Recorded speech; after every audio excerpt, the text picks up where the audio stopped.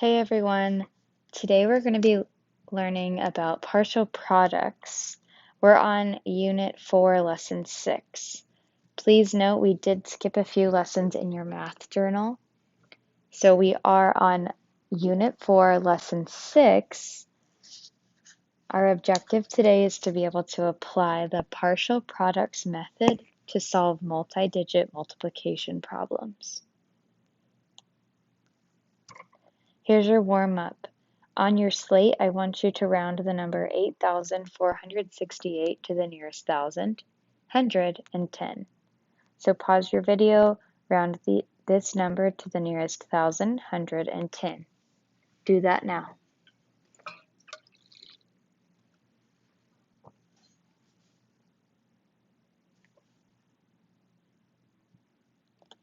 Did you say 8,000? I know that it's 8,000 because when I round my 8,468, I underline my digit in the thousands place. I look to the bossy number to the right. 4 tells me that I'm going to round down, so my nearest thousand, I'm going to keep it 8,000 and then put zeros to the right of it. When you round to the nearest hundred, did you say 8,500?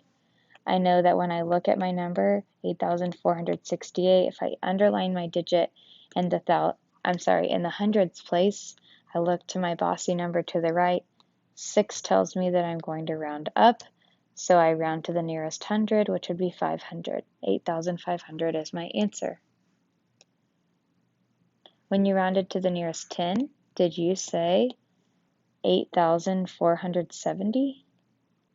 I know that when I have my starting number of 8,468, I underline my digit in the tens place, which is 6. I look to the right, and I find my bossy number. My bossy number is 8. 8 tells me to round up, so my 6 becomes a 7, and my answer is 8,470. Today, we're going to learn how to use partial products to multiply. We are going to use our learning from partitioning rectangles to help us. Partial products is a much simpler way of multiplying without having to draw the rectangle. So partitioning rectangles was our introduction into partial products. You just didn't know it yet. Today you're going to learn how to use the same steps without drawing the rectangle. Therefore, it makes it a much more efficient and simple way to solve multiplication problems. So we're going to compare. If we solve 45 times 7, if you look to the left, this is what we learned how to do last week when we partitioned a rectangle. We split the 45 up into 40 and 5. Then we end up doing 7 times 40 and we get 280. And then we do 7 times 5 and we get 35. So drawing the rectangle, partitioning it, splitting it all up, that's step 1. Step 2 here was that we added the products that we got within the rectangles together to get our final answer of 315. This is the old way. I'm going to show you now a much quicker and simpler way to do it. When we use partial products, we're using the exact same math equations, just without the rectangle. So I'm going to start with my 45 times 7, and I'm going to do 40 times 7. Notice it's not 4 times 7, it's 40 because the 4 is in my tens place. This matches exactly what I did inside of my larger partitioned rectangle. And I get 4 times 7 is 28, and I add my 0, so I have 280. Then I'm going to do 5 times 7, which is the same thing that I did in my smaller partition of the rectangle. And 5 times 7 gives me 35. Then in step 2, I add those two numbers together, which are the same as the circled answers in the partition, and I get an answer of 315.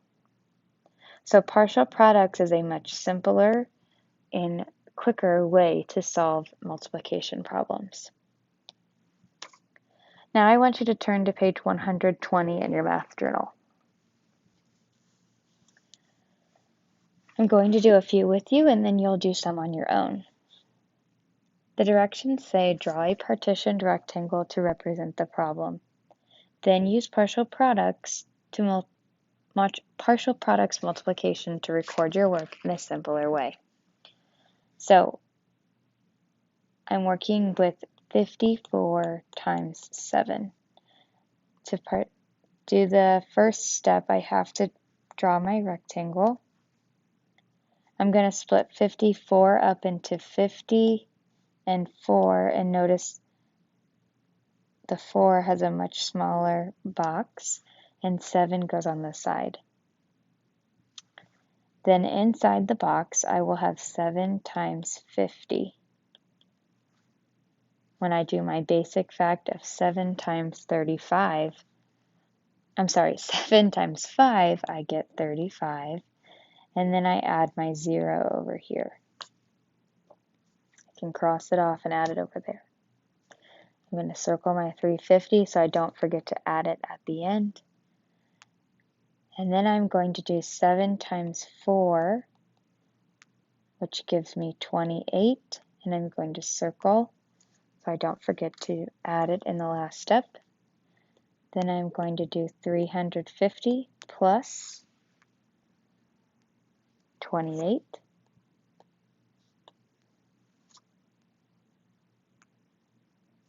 And I'll get 378 as my answer. Now watch how much quicker partial products is. I'm going to do 50 times 7.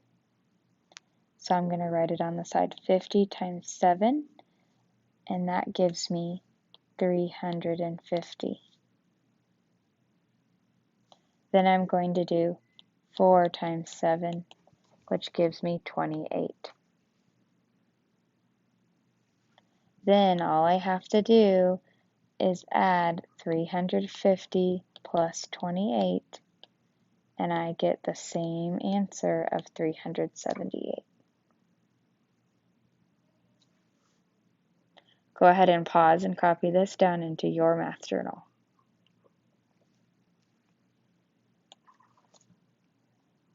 Now let's do this together. Number 2, you're going to draw a partitioned rectangle with me. This time, I want you to notice that we have a 3-digit number.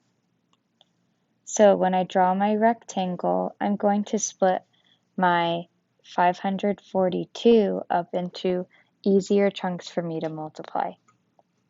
I'll do 500, then I'll do 40, and then I'm going to do 2. And I still have 7. Inside the box, I would have 7 times 500. Make sure you're doing this with me. 7 times 40, and 7 times 2. Inside the box, I'll end up having 3,500, 280, and 14.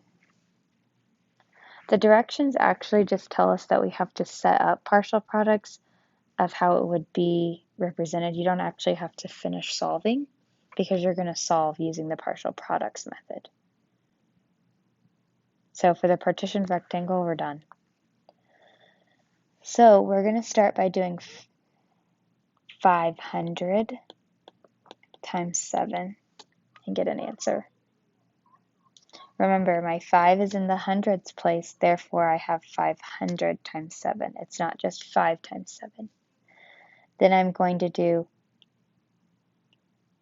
40 times 7 because my 4 is in my tens place, and then I will do 2 times 7. When I do 5 times 7, I get 35, and then I have to put 2 zeros at the end. When I do 4 times 7, I get 28, and I have 1 zero that I have to add to the end.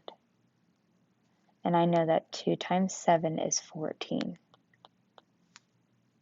Now I'm going to add these numbers together just like I would when I do partitioning. Make sure that you line each digit up according to its place value, otherwise you will get the incorrect answer. And your answer is 9,794. Go ahead and copy that down into your math journal.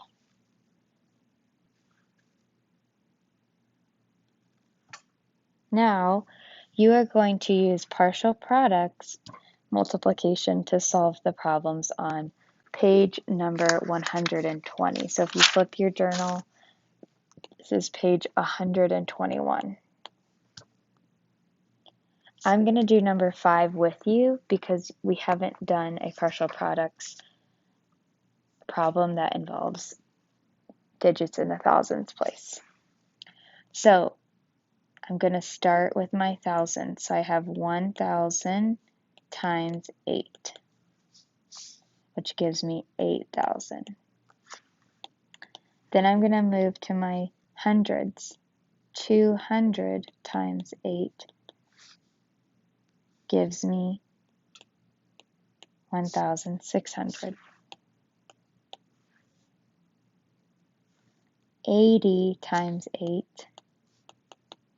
gives me 160. Nope, that's wrong. I was looking at the wrong digit. It's 80. Oh, that is right. 80 times 8 does not give me 160. That's what I was trying to erase. Gives me 8 times 8 is 64, and I have the 1 0. And then I have the last one is 4 times 8, which gives me 32. Now what I'm going to do is add those numbers together. 8,000, 1,600, 640, and 32. I add them together. 0 plus 0 plus 0 plus 2 gives me 2. 0 plus 0 plus 4 is 4, plus 3 is 7. 0 plus 6 is 6, plus 6 more is 12. I have to carry my 1.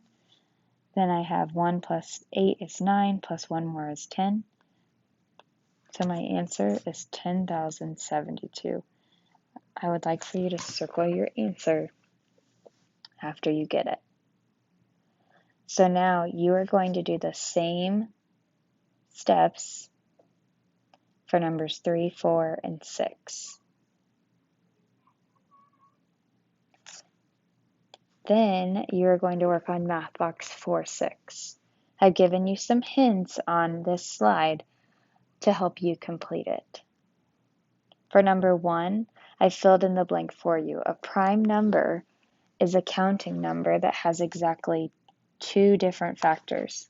So your job is to circle the numbers below that are prime. For number 3, you're going to want to draw a factor rainbow. Number 4, you need to look for action words such as times. Okay. And then number 5, you're going to have to write your own comparison number story using the equation 6 times 4 equals 24. Now, after you have finished the journal pages, page 121 and 123, you will do whatever else your teacher has for you to do in Canvas. Have a great day. See you later.